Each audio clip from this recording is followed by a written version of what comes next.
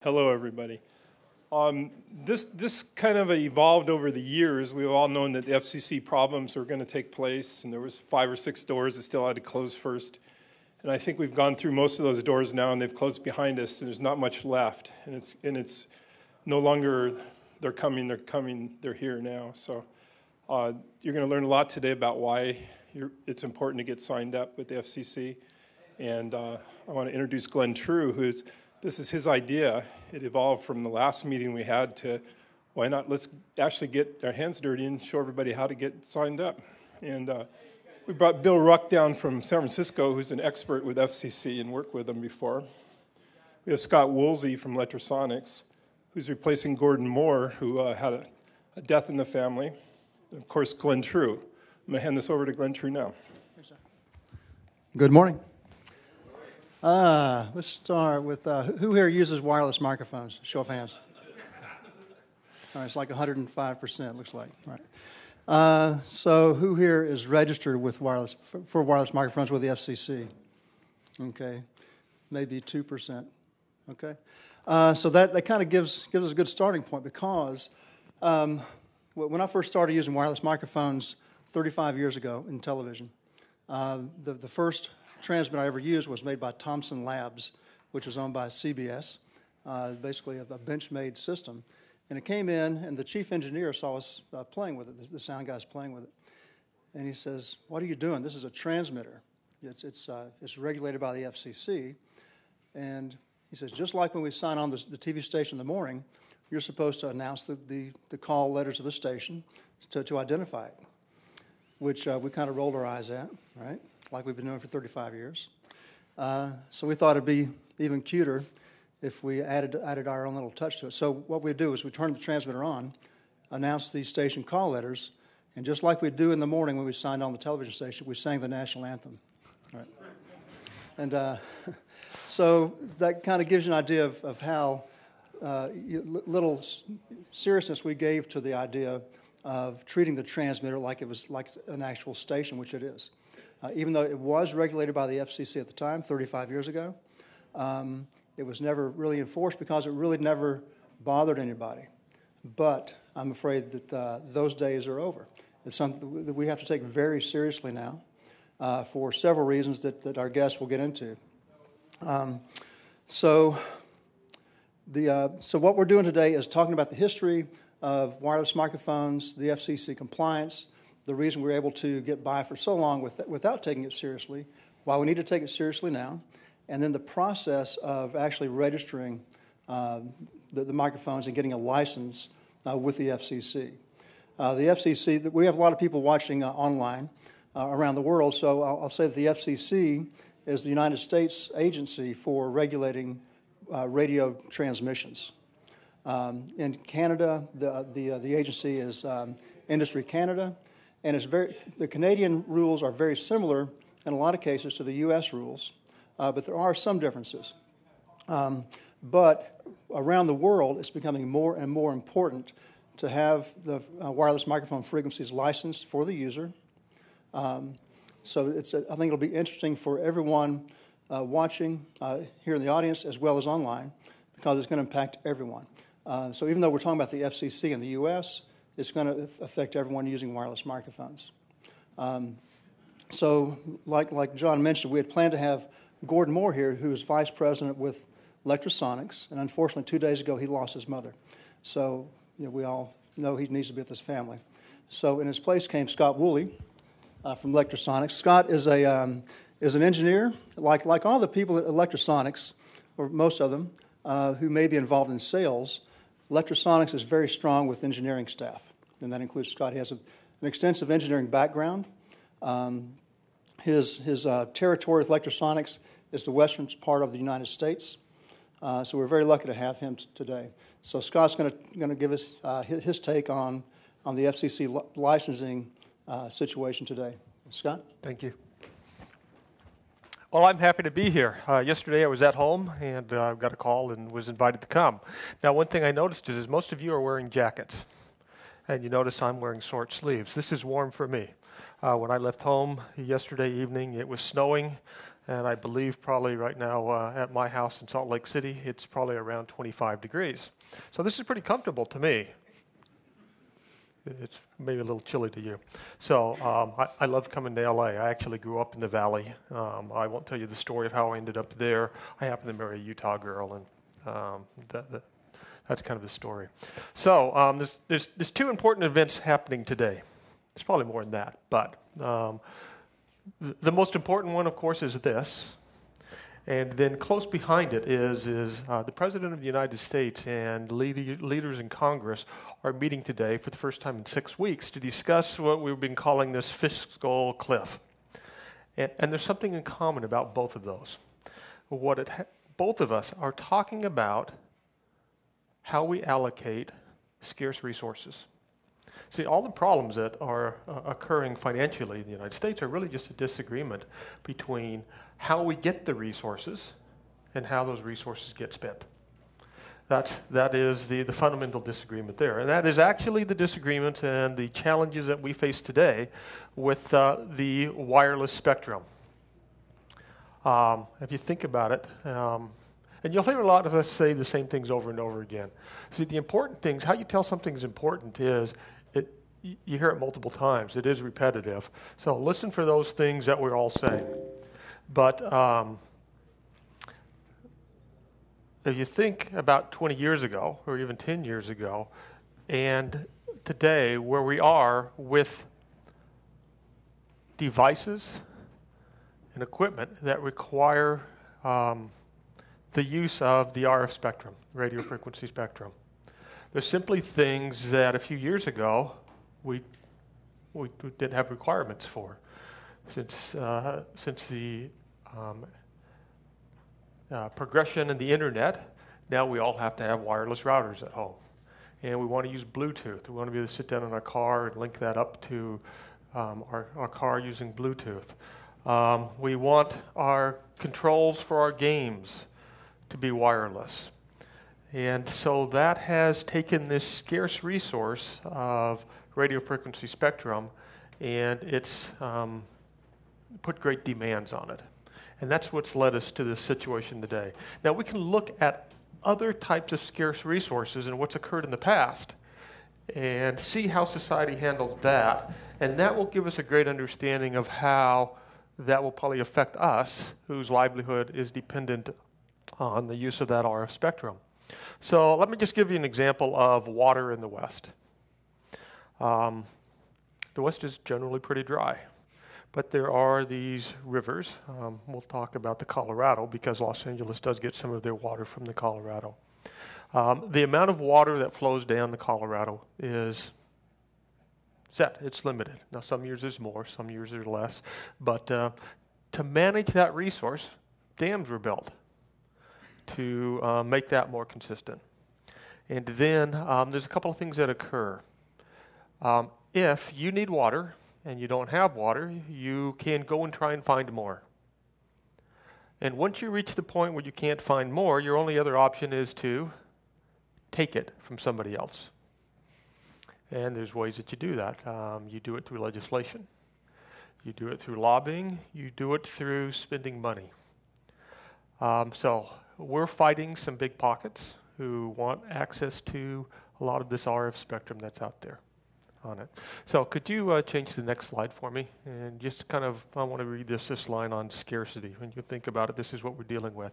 It's just a fundamental economic problem. The fact is we as humans, the fact is we as location sound or dealing with intercoms or everything, we want access to that wireless spectrum, but there's many other people that want access to it also. And the problem is it's not unlimited. So it states that society has insufficient productive resources to fulfill all of its wants and needs, and so we have scarcity, and this implies that not all of society's goals can be pursued at the same time. There are trade-offs are made one against the other. So that's what we're involved with, is promoting our requirements, again, to be able to provide for the needs of the consumers, those that are watching the news, watching TV, watching the shows that we're involved with producing and the other movies. So Next slide. Thank you. So the first question is do I have to get a license? Absolutely not. You do not have to get a license, but you have to follow these rules. So right now, if you're not following these rules and you are unlicensed, which I think everybody, just a couple people here, then you are in fact in violation of the law. First, you can only operate on 2 channels allocated by white space database administrators for unlicensed wireless transmitters in their area you intend to operate. Now, if I lie, will you correct me? Well, I'll try. Okay. So, in each geographical region, these database administrators allocate a block of frequencies, which are an unused TV channel. And you need to put your wireless systems on those unused channels. And in fact, even within the Los Angeles basin, that channel you can use isn't consistent. We'll come back to the question of how do you identify what that channel is. Then the next thing is you have to accept a lower priority. If you're unlicensed, the fact is you have no standing. If somebody interferes with you, that's just kind of too bad. If you're interfering with somebody else, you have to cease and desist. So you have no standing. And then third, and sure there's probably more, you're limited on your power to transmit, where you can only transmit at 50 milliwatts. So is everybody complying with those rules right now? Okay. So let's go to the next slide. So Lectrosonics, we have interest in this because, in fact, there's great advantages to being able to transmit more than 50 milliwatts. That's how we get above the noise. And if you look at most of our transmitters, they'll operate at 50 milliwatts for those that are unlicensed, but they also have power ratings that are higher than that. And I suspect that you're probably using those higher power ratings.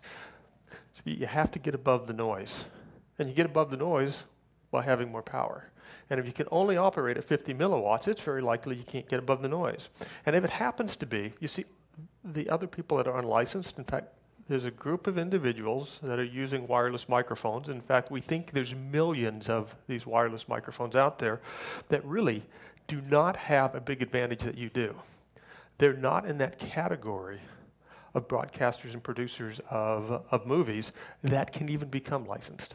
They can't become licensed. So the local court, the local city council chamber, the local house of worship, they have to operate under the rules of not being licensed, and they're limited to 50 milliwatts. So if you happen to be going to shoot at a corner where there happens to be a house of worship and you happen to be shooting on Sunday when they're doing it, the issue is you'll have to coordinate with them also on it. And if they're broadcasting at 50 milliwatts, you have the right to broadcast at a higher level and get above that particular noise. So to really take advantage of Lectrosonics equipment, to get the full benefit of the higher output power of it, you should be licensed. Okay. So how do you identify the channels? So here's just a couple of places you can go to, and hopefully we'll make these better and make you. But you go to these websites and you type it in there, and they have a way of identifying your location, and they'll spit out the channel that you can use. And I did it for here. Does anybody know what the channels are if you were broadcasting right from here? 22 and 30. Yeah. There are actually over half a dozen different sets of 2 channels in the LA area. There are. Yes, you have to. So if you're right here, what are they? Do you know? No, I can't. It's 22 and 30. Okay, so right up here, you're actually a little bit different. You can use 30, but you can't use 22. In fact, it puts you all the way down at 5, which is a VFS, unusable for us, VHF channel. So really right here, there's only one that you can actually use. Excuse me, just one second. I just want to say for the benefit of those watching online, if we could, if there's a response or a comment, please wait for the microphone. Okay. And if the microphone can't get there in time, we'll just repeat the question. So. I'll run over to you, no worries. Okay, thanks. So where you can only, if you're unlicensed, use those particular channels is a real limitation. If you're licensed, do you have that limitation? No, you do not. Your only requirement if you're licensed is that you're not interfering with something else. but you can be anywhere within the spectrum that's been allocated for broadcast. Okay, could you give me the next slide, please? Next slide. Thanks. Okay, so you go to this database, you look that up. I guess kind of what I'm doing is trying to show you all the hassles that you really should be dealing with as being unlicensed that right now you're kind of ignoring. But as this becomes scarcer and scarcer, there's going to be more and more pressure. There's going to be people coming and wanting what we have that's allocated to us today. And there are blocks that are allocated specifically for wireless microphone use on it. The way we get noticed, and you'll hear this said several times, the way we get noticed is we get licensed. Okay. So if you go in and you identify the TV channel that you're on, and you know the frequency, after having gone to the database, well, then you can come to this chart, and it will just tell you which block you need to operate in. Now, if you know what that TV channel is, that's supposed to be free for wireless microphones, does that mean you don't need to scan that when you go out to the location? No, of course you need to scan it still, because there may be the house of worship who's operating on a wireless microphone or something else that's interfering with that, or there may be intermodulation or something that's occurring from some other station. So just by doing the frequency coordination, which needs to be done, then also when you're on the site, you still need to go out and do the scan. Okay, next slide. Okay, so here are advantages to becoming licensed. And I think you're going to probably review this and maybe even have some different than a mine. We'll see what we do. First, it elevates one's status with the FCC to a priority just below a primary station. The status it raises you to is a low-power broadcast auxiliary station. So you have priority over these unlicensed wireless microphones and white space devices also. You can transmit up to 250 milliwatts. You can register directly with the database administrator. If you're not licensed, you can't do that. So what occurs is, and I'll briefly touch on the white space devices so this makes sense, is if you're going out to a location, a white space device is required to check the database and say, is there a wireless microphone or something being used in that area, and then it has to switch channels.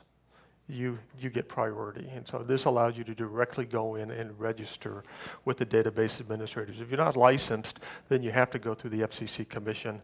It's a 30-day long process, and that's what you have to do to get that space allocated into the database. So much friendlier if you're licensed. And then finally, this is kind of touching again on number one, and that is when the FCC makes decisions as to reallocation, they take into consideration those of the licensed users. They look at the number of licensed users that are out there, and that's what gives us standing. Okay, could you flip for me? Thank you. Okay, so just to touch on, again, and this is, each country has a different occupied bandwidth or spectrum mask that they use for their wireless microphones and rules that they have. But the spectrum mask that we get is actually pretty thin. It's in Europe, it's actually thinner on it. And when we broadcast, we have to fit within that spectrum mask of it. Now, I bring this up because it has to do with allocation of this scarce resource and how much we use and how many microphones we can fit in the bandwidth. It doesn't have to do directly with the licensing itself. And it's a little bit of a plug of why you're using electrosonic microphones. I've only been with Lectrosonics for about 4 months. It's a great company to work with because when I go out and talk to people, they go, oh, we love your product. It just works. Now, this is kind of a little bit of explanation of why they just work on it, so you understand a little bit better. So you can give me the next slide. So this is an image on a spectrum analyzer of actually what the frequency that's being broadcast looks like on an FM wireless microphone or a Electrosonics digital hybrid microphone.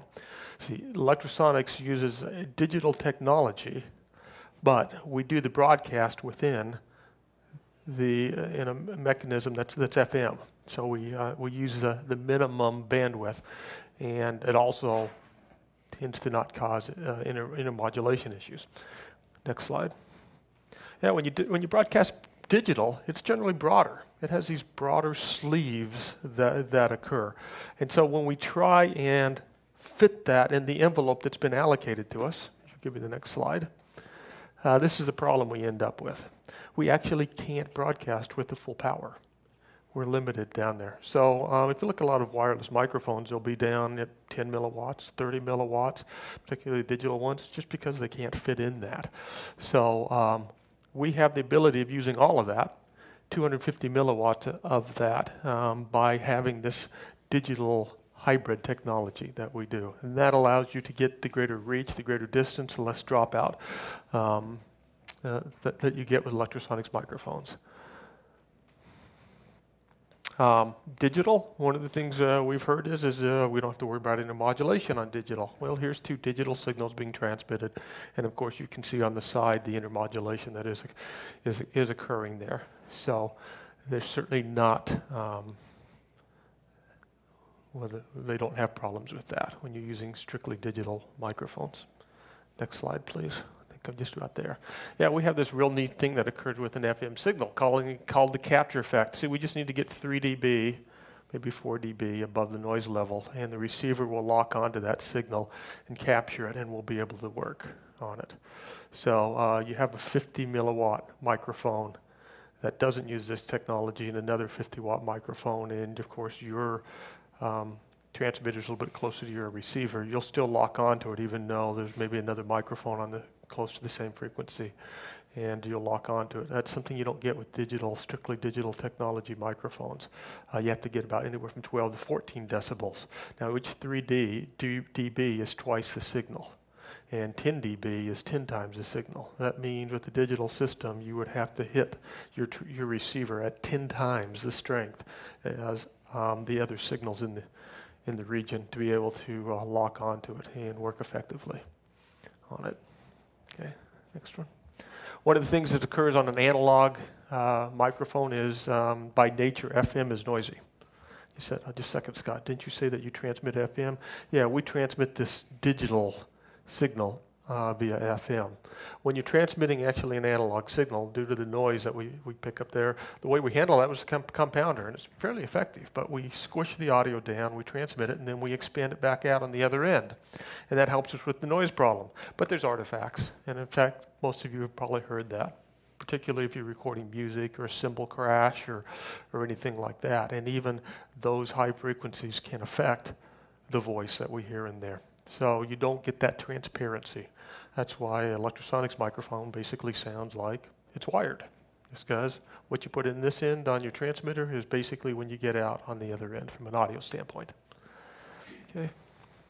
So here's the benefits of when we're dealing with this pressure that we're facing of a scarce resource. Not only do we need to be licensed, but we need to use the resource correctly.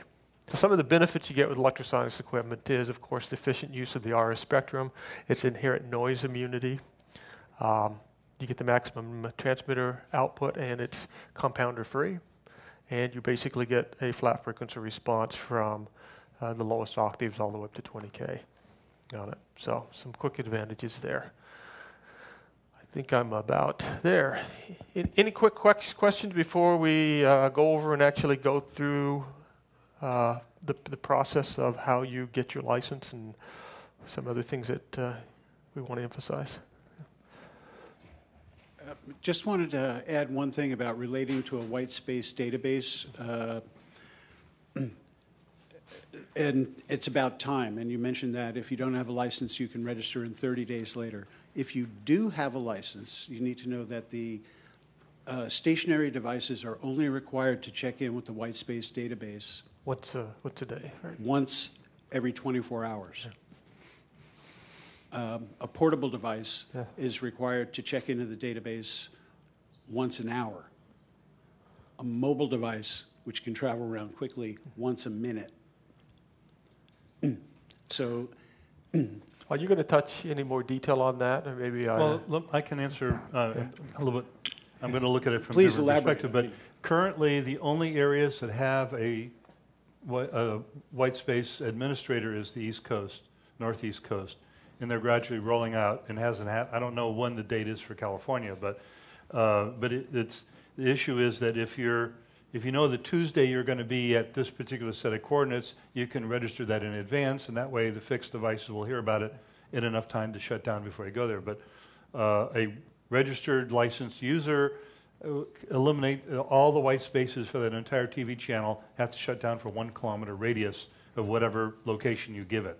So they're trying to give some protection to that, and how well it works in practice is a good question, because right now there are no white space devices actually been deployed. So it's kind of a moving target, but clearly the importance, and I'm going to beat on you about 5 more times, is to get a license. Yeah. So in order for white spaces devices to operate out there, there has to be the database. And the database, there was only the one back east. I believe the FCC announced on the 17th of December that now the databases are open nationwide. But that still doesn't mean that the coordination is taking place nationwide. So the databases are coming online. Yeah. Go ahead. That's here, and then I've got a couple of others right here. Well, I'm a little unclear practically what that means. Okay. For us users, you know what we do and how we work. Practically, on a daily basis, what does that mean? Check in to the database administrator every minute because we have. No, you check in once a day. I'm unclear. Maybe I'm not the only one. But the coordination is good for a day, so you will check in and say Tuesday I'm going to be here, or you can say the week of this date through that date I'm going to be working at this location, and you can block out an entire period of time. So as of today, there would be no advantage to you doing it. Because first, there aren't devices that are accessing the database.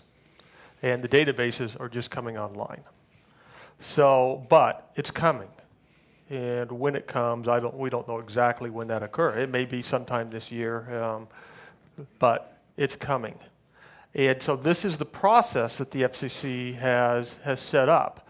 So as we've discussed, when that first device comes online, and let's say it's wildly successful from a consumer standpoint. We'll say that it is a device that's in your home.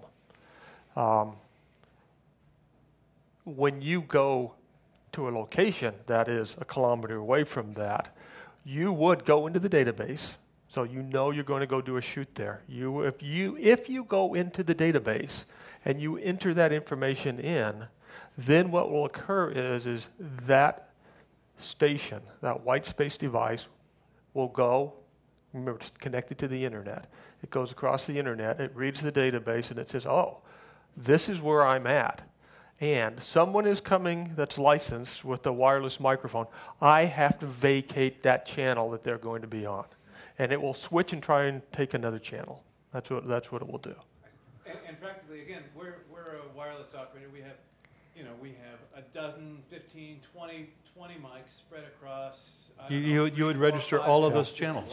You would just go register through that. all of the channels you want to use. And regardless of exact frequencies, because those change. That's right. From day to day. No, you would enter either You the would own, in essence, that block. that because a licensed user has priority under the overall rule of the FCC is that there's a hierarchy, and a licensed user in any service has priority over an unlicensed user. White spaces are unlicensed. A licensed user has absolute priority. So if you're going to go do a major event, I mean, you guys have your business. Let's talk about an NFL football game where they have 200 to 500 frequencies in use. They'll wipe out white space devices in the entire TV spectrum on that day. Too bad. But we're white space devices. How do no. You're not. You don't know where they are, but we're trusting that the federal government will enforce white space stuff, and it hasn't happened yet, so we don't have any experience with it actually in service. Yeah, but what's happening is the communications vendors. This is Google and Microsoft and Verizon and others have asked for a plan on how to do this, and this is the plan that's been put out there. So it's coming. They intend on putting these white spaces devices out there. I think we have another question towards the back, right? Can we, Sean, get a microphone up there? Yes. Hello, Tony. Hi, my name's Tim Hawley. I work over at CBS Radford. If you've ever visited the lot, you and I have talked. 20 years ago, I started off with this, with the AMPTP, dealing with Nicholas Counter while he was still alive, trying to get the motion picture industry licensed at least as an auxiliary user rather than just the broadcast entities. 20 years later, I'm looking at this room and saying, guys, they're right. We need to get licensed so you've got a voice. But my question for Lectrosonics is simple. You were showing us about Intermod, and we're talking about if we only have 2 TV channels available for the guys that haven't been able to get their license, how many transmitters can you fit within that little 6 megahertz before you start getting Intermod that you can't deal with? And the secondary question is, or just a thought, when you apply for your auxiliary license, they do give you a quantity of transmitters you're allowed to have.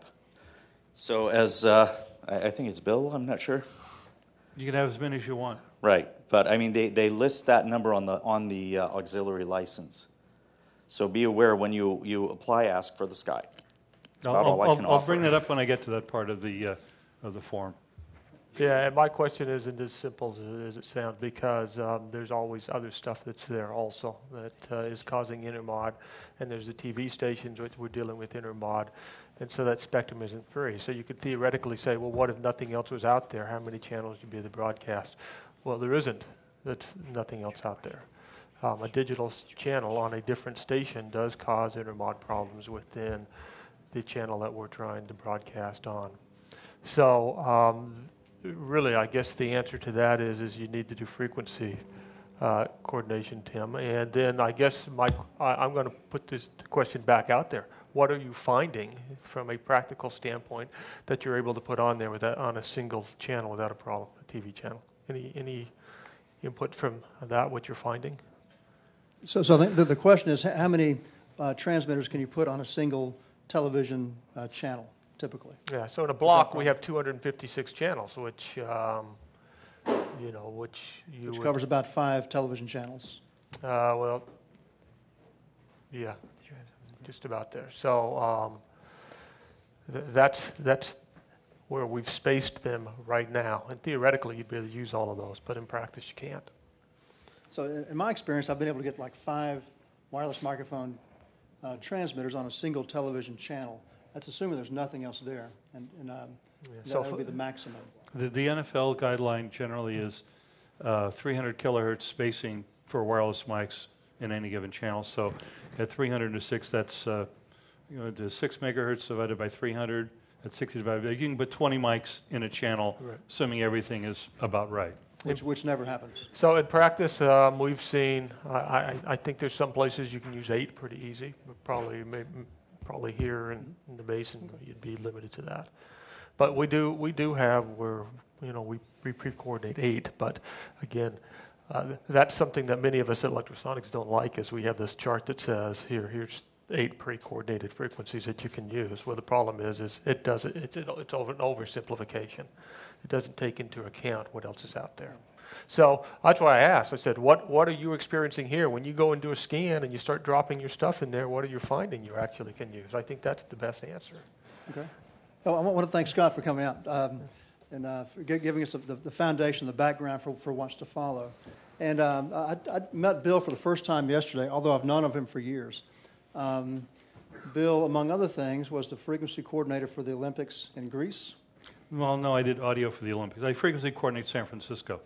Frequency coordination for San Francisco.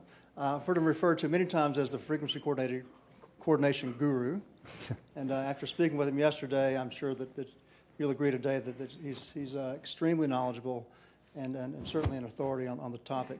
He's been pushing for years for wireless microphone users like ourselves to become licensed. He agreed to come down from San Francisco just because he feels personally that very strongly that we need a voice, and he wants everyone that uses wireless microphones in television and film production to be licensed. That's why he's here.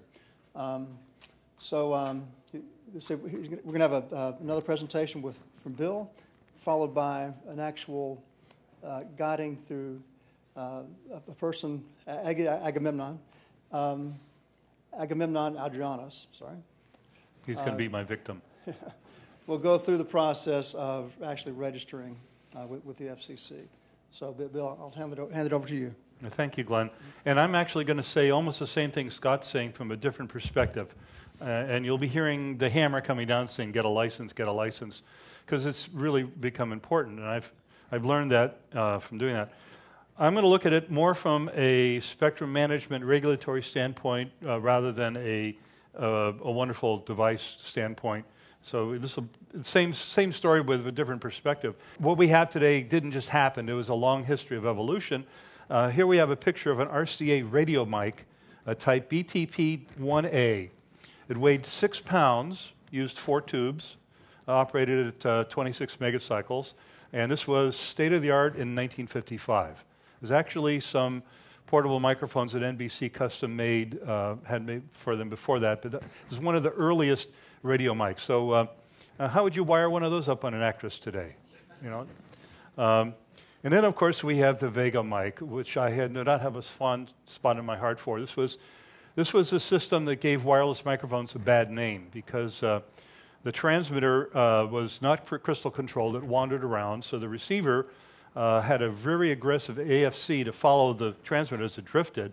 But of course, because of the capture effect, if a cop car driving by the church keys the mic, the receiver would capture the stronger signal. And all of a sudden, instead of Father whatever, you were having the cop saying, I've caught the perp or whatever the thing is. So this is, again, this is like a mid-60s wireless microphone. I have one of these, by the way. It works marginally, but again, we didn't just happen all at once. This is an evolution of technology that moved on through the Vega 67s and 77s and the 185s, 195s, 200s, and all the wonderful things that come out of Rio Rancho. But this is the problem. And I think this is, I want to show this to you so that you appreciate the problem. This corner right here is 10 kilocycles. And it goes all the way up in frequency to this corner down here is 100 gigacycles. This is the entire RF spectrum as defined by the United States. This is the most current one I could find, dated 2003. This is out of date.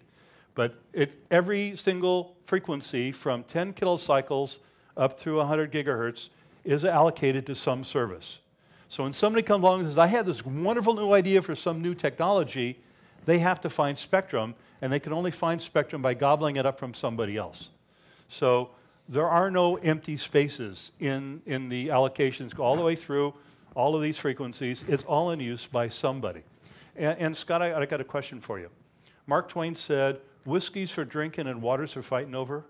Do you have an equivalent phrase for wireless microphones? That's why I use the analogy, because I don't know if we've come up with one for wireless yet. I do like the whiskey is drinking part. But anyway, this is the problem across all of our spectrum. When we're talking not just wireless mics and TVs, we're talking about two-way radios, we're talking about microwave, we're talking about all sorts of RF stuff.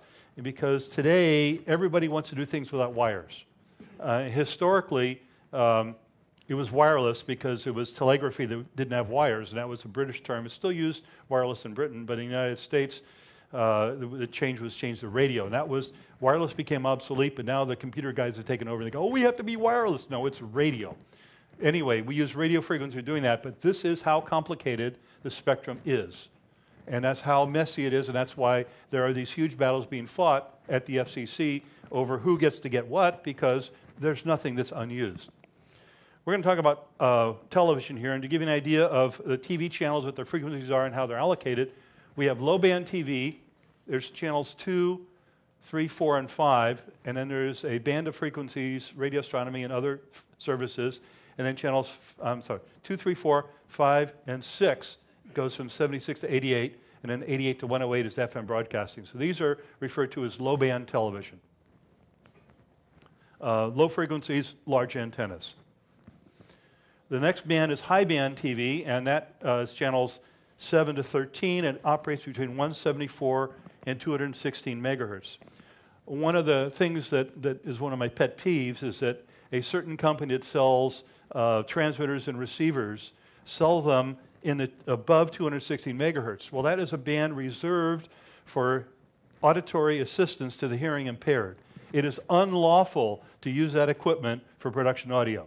Unlawful to use it, yet Comtech continues to sell equipment like that. When I confront them at the NAB, they go, well, yeah, but we love to sell them because we make money selling them. But it is unlawful to do that. However, their transmitters can operate in TV channel 13, which is up to 216 megahertz. Bill, yeah, Bill. Yeah. Would producers not qualify as hearing impaired? No. No? They're impaired in other ways, but not hearing impaired. All right. I'm still going to make the case. Right. The actors are challenged, however, and if you've got The actors are also challenged too, but they're not defined as hearing impaired under title something of the handicap code. This is the UHF TV spectrum, and originally it went from channel 14 all the way to channel 85, up through 902 megahertz. And there were a lot of unused channels because the technology of the 50s and 60s for UHF television was pretty crude. They had to space the channels apart. They had to use unbelievable amounts of power because the receivers were so bad. But anyway, the FCC was convinced in the 80s to take away 806 to 902, take away from TV broadcasting, channel 785, and that became land mobile, and aeronautical mobile, and also mobile, which is cell phones. So this band here, the 800 megahertz band, is used by public safety, used by industry and business, used by cell phones. Original cell phones were in that band. And there used to be a thing where you could make a phone call from an airplane. That's aeronautical mobile. That is being reallocated probably to more cell phones. And then as part of the DTV revolution, there was some arm wrestling being done, and the FCC and the broadcast industry agreed to move all the TV down into channels 51 and below. 690 is the top thing, and 700 megahertz was taken away from broadcasting again and sold to broadband, some kind of users. And so far, the only company that tried to do that was Qualcomm. They went bankrupt. So there's a lot of unused spectrum here in the 700 megahertz, but it's been bought by people who paid billions of dollars for that channel. And they don't want to have little wireless microphones wandering around there. And I am told that these people, when they deploy whatever new wireless thing they're going to do in their band, will be aggressively looking for people camping out on their frequencies. The other thing to watch out for is the bottom end here, from 470 to 512. You see it says land mobile and fixed. Well, these are called TBM channels. And throughout the United States, certain TV channels at the low end of the band have been given to Part 90 land mobile. It's properly public safety and industry and business frequencies. That's different FCC rules. Because it's no longer a Part 73 frequency, it's a Part 90 frequency, it is unlawful to use these for wireless microphones. In LA, there are 3 channels allocated to this service that are not available. So if you look under the TV list, there won't be a TV station on those channels, and I think it's 14, 15, and 16. But anyway, it is unlawful to use those for wireless microphones. Yes? 14, 15, 16, and 20. 14, 15? 16 and 20. By the way, I would like to introduce my good friend and colleague, Howard Fine. Howard is the Southern California Frequency Coordinating Committee. I'm the Northern California Frequency Coordinating Committee. Howard and I work on lots of committees and stuff on the broadcast auxiliary spectrum. He's a resource for you guys down here, and he knows more than I do. But anyway, this is what we have left. You notice, by the way, 608 to 614 is called radioastronomy. It is unlawful to manufacture or sell a device that transmits in those frequencies, and that's why Electrosonics transmitter will not use channel 37, because by international agreement, that is not used anywhere in the world because that's reserved for radio astronomy. Make a great place for wireless mics, but it's unlawful. But anyway, this is the bad news. The Middle Class Tax Relief and Job Creation Act of 2012. We really need that. We need jobs and tax relief and everything else. Well, at the very last minute, they slipped in Title VI, Public Safety Communications and Electromagnetic Spectrum Auctions. This had nothing to do with middle class anything. This was a bunch of special interest legislation that was slammed into the last minute and actually blindsided the FCC. Subtitle D, the Spectrum Auction Authority, has special requirements for incentive auctions of broadcast TV spectrum. Congress is telling the FCC to figure out how to auction off at least another 100 megahertz of TV channels. As this came as a surprise to the industry, I can assure you that the NAB, Maximum Service Television, all of the networks, all of the big owners are yelling and screaming big time about that because they basically want to take away another bunch of channels. So when that happens, it hasn't happened. There's a rulemaking right now. The FCC is asking, how do we do this? And it's very convoluted and probably unfair, and there will be big battles fought there, but somewhere from 600 to 700 is going to go away. And that will leave us with channels 14 through 36. Because also part of that act, this was taken away from land mobile, public safety land mobile, and given back to broadcasting. But these will be the only channels that will be left. There's issues with this, too, where they did some stupid things. Oh, wait a minute, Congress, stupid things? That this band is shared public safety and industry and business.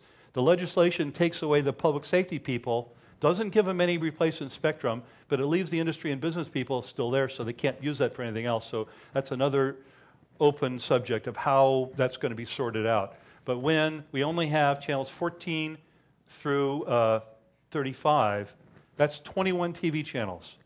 Are there more than 21 TV channels in Los Angeles? Yeah. It means there will be no white spaces. It means there will be a 6 megahertz spectrum of TV stations all next to each other, starting channel 14, going up through channel 35 or 36, and that's it. There will be no unused TV channels for white spaces. There will be no unused TV spectrum for wireless microphones, inter-monitors, video assist devices, any of that, none, zero, gone. So, Scott, Bill, sorry. So you're saying that TV channels 36 through 51 will go away for wireless microphone use? As the legislation requires the FCC to find out how to do this, to maximize the spectrum available for new wireless opportunities, and somehow convince TV stations to take money and give up their license. I just have a question for you regarding the TV channels that used to broadcast above 700 megahertz. Did they have to vacate those frequencies and change to a lower allocation? Yeah, the deal was that in order to be able to run analog and digital at the same time as we were transitioning the consumers over, they went through a convoluted process where the TV stations ran 2 transmitters, and then when the analog went away, they all moved down, and they freed up this spectrum. So they all moved. The ones that were up here moved down there, and then are now operating in digital. So even though they're still numbered, 52 through 69, the actual frequency is below 698? 698, yes. 698 to 806 is the 700 megahertz band. There's a little chunk for public safety. Most of that is for broadband to the masses, some kind of speculator wanting to make money doing something. So that's gone. And so if you have old 700 megahertz stuff, it is unlawful to use it as of 2 years ago. Unlawful. As my father used to say, yes, you can, but no, you may not. And block 23 starts at 588. So everything above that, which is 24, 25, 26, 27, would be non-usable. That's right. So everything above block 23 would become unusable. Correct. Who here uses something above block 23? Yeah. I am known. At least half. I am known in the broadcast world when people whine about frequencies. My trademark phrase is "bring lots of mic cable." Belden would be very happy when the wireless mics go away because you'll have to be buying mic cable from them. But the reality is, we're dealing with multi-billion-dollar transactions.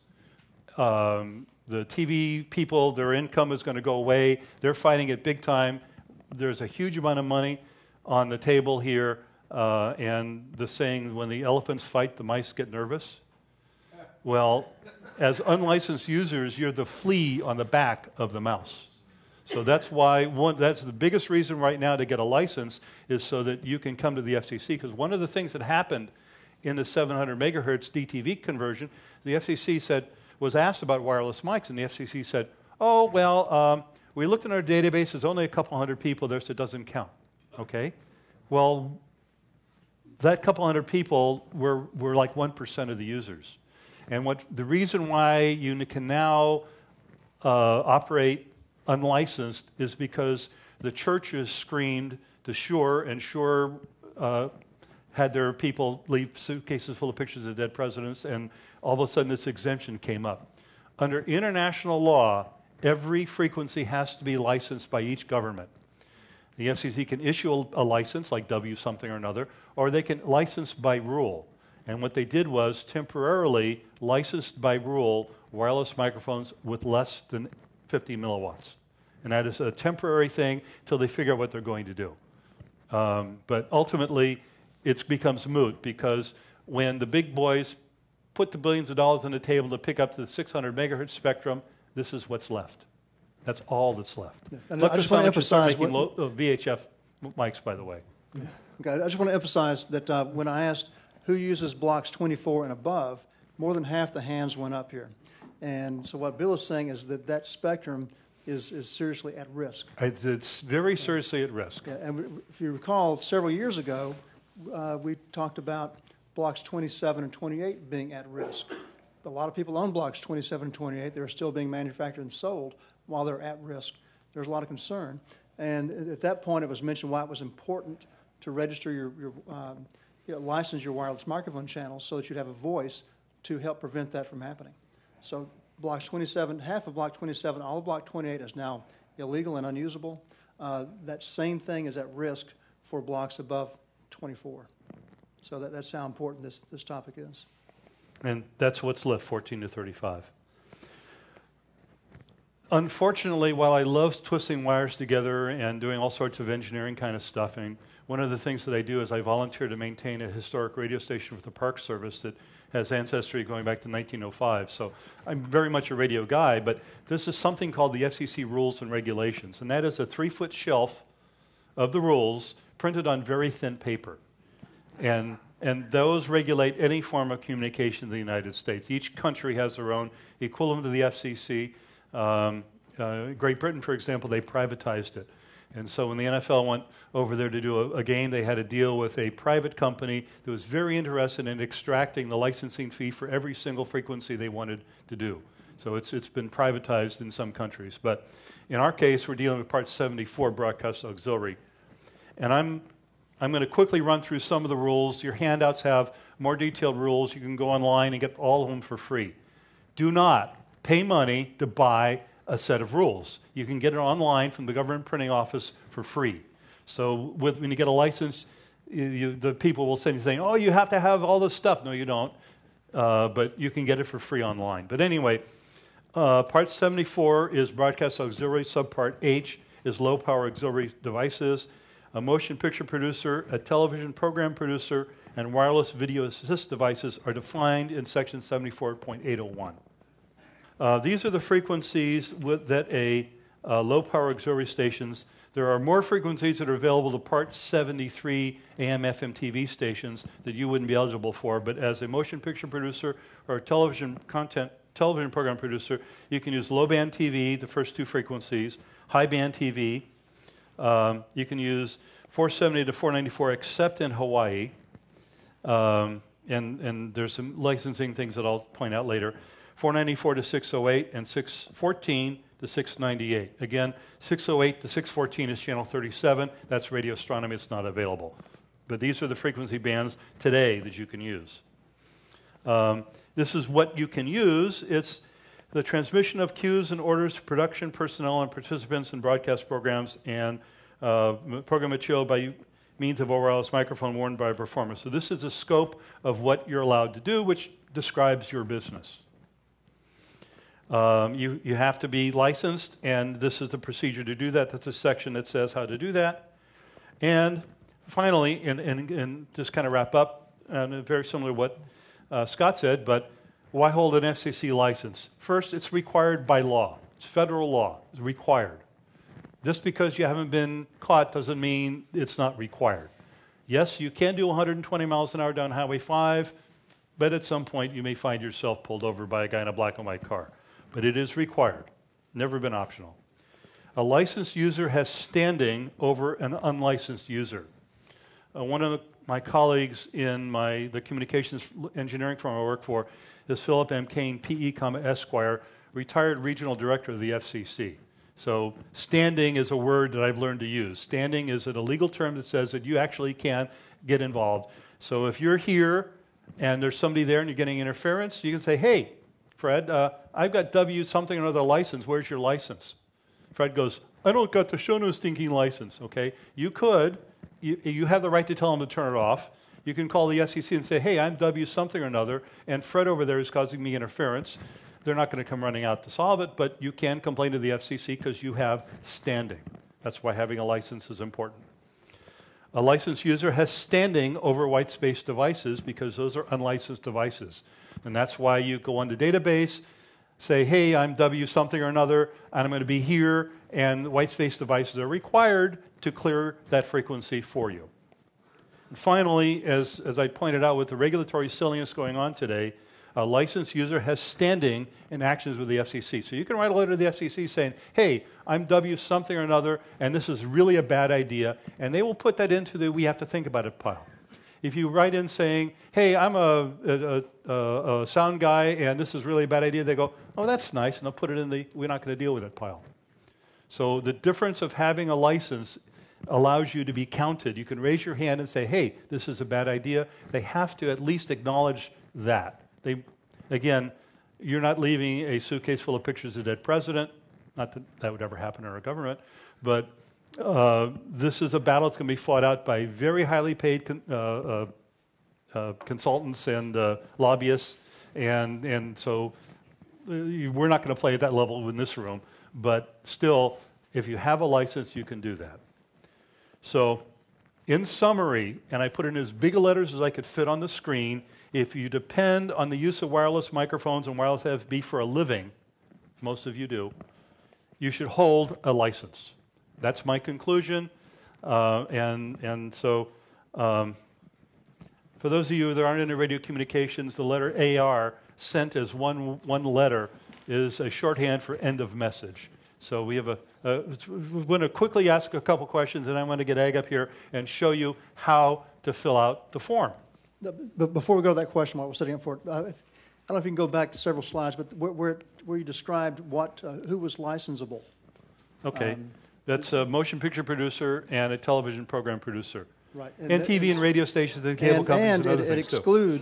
It excludes anyone who is not in those. That's right. In that activity, which excludes houses of worship, the way I understand it, Broadway-type theater production. That's right. Broadway was not considered. Right. A live music performance on a stage, like at pop concerts and so forth, they cannot be licensed. So it's I didn't know that discrepancy until yesterday. Yeah. No, there is a very limited number of people.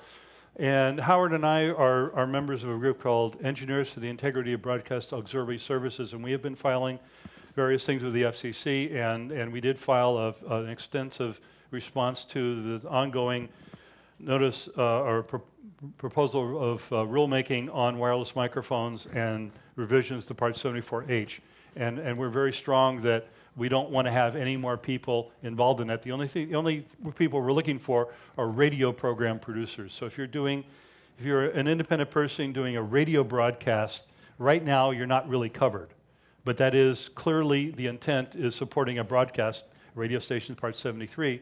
So we've asked to add a radio program producer for the radio people. But churches and a whole bunch of other people, no, not going to happen. I think that the first question is with the microphone is in the back. Okay, somebody in the back then? On churches. Yes, if you produce television shows like the Crystal Cathedral, for instance, they are eligible for a license because they do produce a television program. So if you do any work for a church or any other religious organization that does produce television programming, they are eligible under the rules that you state. We produce this show, and it airs. As long as the show ends up on a Part 73 TV station. If they're producing a television show for the internet, that does not count. But if it airs on cable or broadcast, it is eligible. Okay, and another question just behind you there, Howard. So when you hold a license, how long is a license good for? The license is good for, I believe, 5 years. The tricky part is that because this is a broadcast license and the FCC in its infinite wisdom has the expiration date in a given geographic area all the same.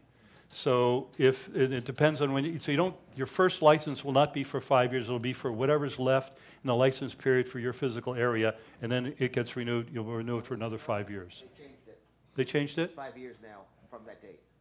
Because the ones I've been seeing that I've been doing still have been coming out for less than 5 years. I've seen them for 5. Well, it depends on when you get in the cycle, but it's a 5-year license. Okay, if I get a license for my gear, the wireless I own, and I get sent out and I have to rent from my friends here, I have to rent 10 wireless to go do a reality show. Who's responsible? Whose license is that on? The person that turns on the transmitter is responsible. So I have to be licensed for, if I go do a big show and I've got 50 wireless on it. Then you would apply for 50. I normally do 20 in the lower half, the UHF, and 20 in the above, and that's 40 total. And I don't think anybody will come out and count that. But the issue is that it's the user that is licensed.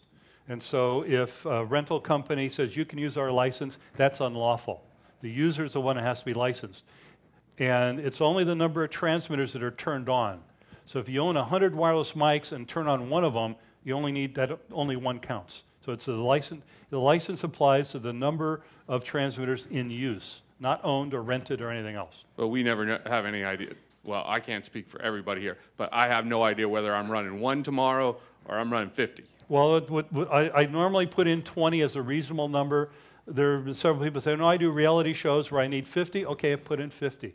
It really doesn't make any difference. It's totally a bureaucratic stupidity thing. You got to fill out the form. But financially, there's no difference. I'm not going to pay a larger fee. It costs $150 for the license for one or so why don't I put any $1 million number of wireless on it? mics. So put $1 million on it then you're covered. But you might just raise to be some eyebrows. sarcastic with the FCC. No, it should deal with reality because one of the things on the form it says, I certify under penalty of perjury that this information is correct. Okay. So you don't want to get too carried away.